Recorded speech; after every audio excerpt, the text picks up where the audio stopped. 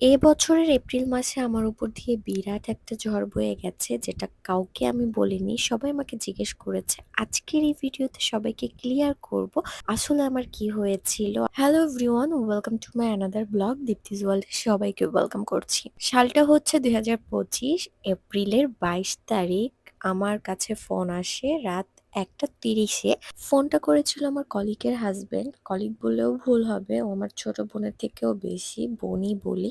So ও অনেক বেশি sick ছিল, ওর হচ্ছে অপারেশন করতে বলেছিল ডক্টর। তো আমাকে বলেছিল ব্লাড দেওয়ার কথা, আমিও বলেছিলাম যে হ্যাঁ আমার ও পজিটিভ, আমি দিতে পারবো, সমস্যা নেই। রাত 3টায় আমরা ঢাকা মেডিকেল পৌঁছাই, ওখানে সব ফর্মালিটি শেষ করে 5টার দিকে হচ্ছে ব্লাড নেয় আমার, দেন ওকে অপারেশন থিয়েটারে ঢুকানো হয়। ব্লাড ডোনেট করার পর থেকে আমার প্রবলেমগুলো শুরু হয়। আমি হচ্ছে অনেক বেশি ভীতু, আর এই জীবনে প্রথম আমি ব্লাড ডোনেট করেছি। আমার অনেক বেশি নার্ভাস লাগছিল, আমি নিজেও অনেক দুর্বল ছিলাম, আমার অনেক মাথা ঘুরছিল যখন আমার থেকে ব্লাডটা নেওয়া হচ্ছিল। তো সবকিছু মিলিয়ে আমি অনেক বমি করি ওইখানেই, আমার অবস্থা অনেক খারাপ হয়েছে, আমার হাত পা একদম ছেড়ে দিচ্ছিল।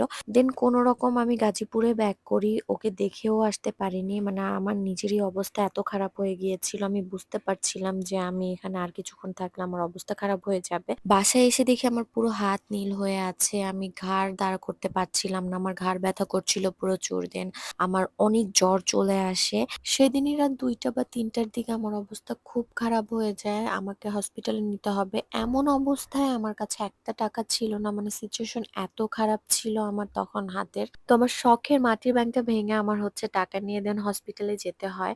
আর এটাতে আমি অনেক শখ করে টাকা জমাই যে এটা বড় একটা অ্যামাউন্ট হলে আমি কোথাও ট্যুর দিব বা কিছু একটা কিনবো। সো যাই হোক, মানে সিচুয়েশন তখন আমার এত খারাপ ছিল, মানে 25-এর এপ্রিল মাসটা আমার খুবই খারাপ গিয়েছে।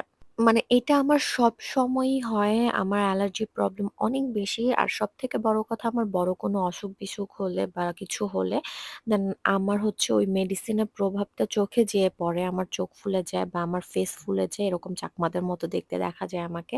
যে মানুষটা হসপিটাল পছন্দ করে না, ওষুধ খেতে পছন্দ করে না, ওই মাসটাতে এই মানুষটাকে এতবার হসপিটালে যেতে হয়েছে।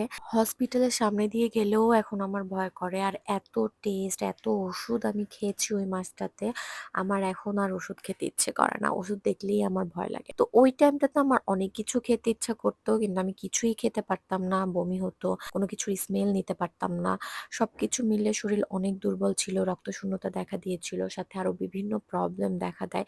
সবথেকে বড় কথা, এই টাইমটাতে আমি আমার বাসায় যাদের চেয়েছি তাদের পাইনি। আর যাদের সাথে আমার অনেক ভালো সম্পর্ক, প্রিয় কিছু মানুষের সাথে আমার সম্পর্ক খারাপ